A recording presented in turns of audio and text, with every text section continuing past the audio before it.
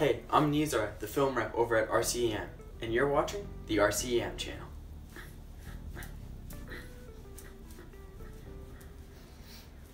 Here we go. Now today, we're going to discuss one of the most annoying film genres there is.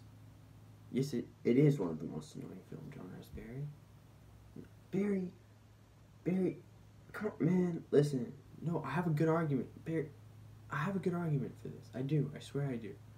I know you went to law school, Barry, alright? Give it a break, alright? Stop bragging. Every 5 seconds I went to law school. I have a good argument. Give me a chance, Barry. We're gonna be talking about video game movies. The first reason for saying what I'm saying is that video games are games for a reason. You know, they're different from like books or comic books because they're different mediums and they tell a story differently. Sometimes video games don't necessarily tell a story. They don't need a story. And yet we make movies out of them, like Mortal Kombat. Now I understand that Mortal Kombat has a story. Oh, Barry, I get it. I know it has a story. Right? I know you're a big fan of Scorpion or whatever. But if I'm being honest, all the people I know who play Mortal Kombat kind of just played to play like against their friends, you know, just like do a quick match with their friends, do some really gory stuff, like break their friend's character's spine, and then they get up 5 seconds later, and it's awesome, you know. You just can't get that in a movie.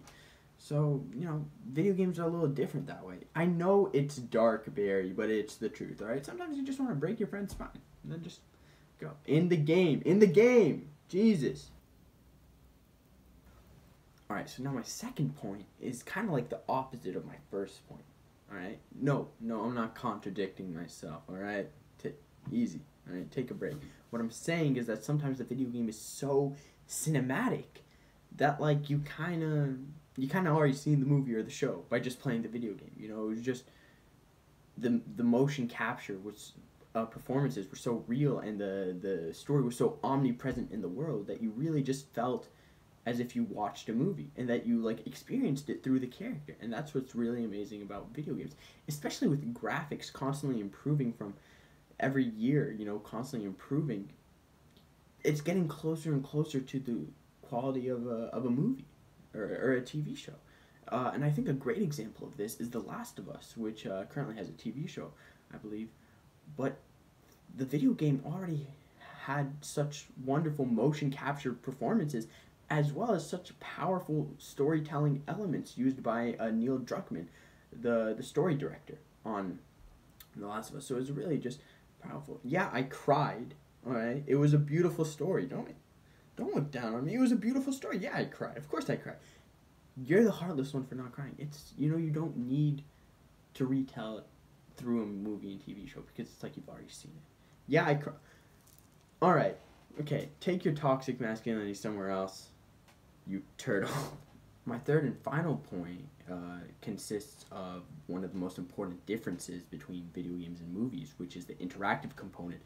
That interactive component allows us to connect with characters in video games that we never would through movies and TV shows, like Mario. You know, we wouldn't care about Mario if he was in a movie. And I think there was a Mario movie and it was crap. What? You'd like to play a Koopa Troopa one day? You'd have to be bipedal. I just don't know if you could pull that off.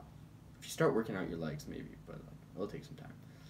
But anyway, the interactive component that these video games have allow us to connect with the characters in a way that movies never could, and that's why we appreciate them so much. That's why we love them so much.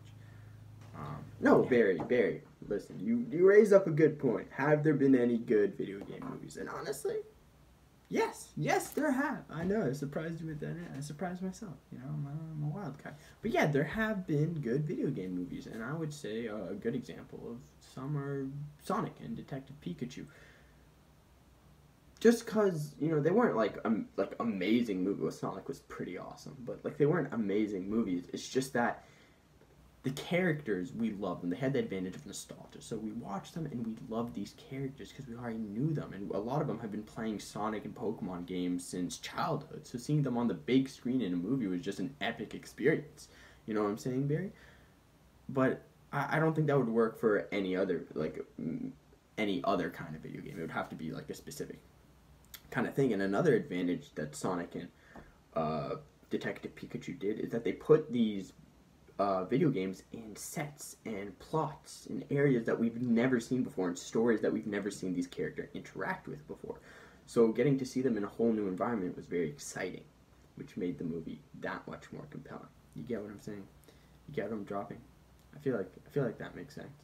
Right? The best video game movies capture what the video game was about without copying too much of the story from the video game and giving us, you know, some of the key elements that we love from the video game. What people love about Sonic is not, you know, I don't think like the actual world of Sonic. I think it's the character Sonic. You know, he goes fast. He's a blue hedgehog who goes super fast. That's epic. You know, you never see that in in a regular thing. So it's really cool, you know, that you get to play as such a character. I think that's what makes these characters so lovable, and so that these specific characters can fit on the big screen. Thank you for watching. That was me and Barry's review of video game movies. I think we kind of nailed it, you know, nailed it. So thank you for watching, and we will see you in the next video.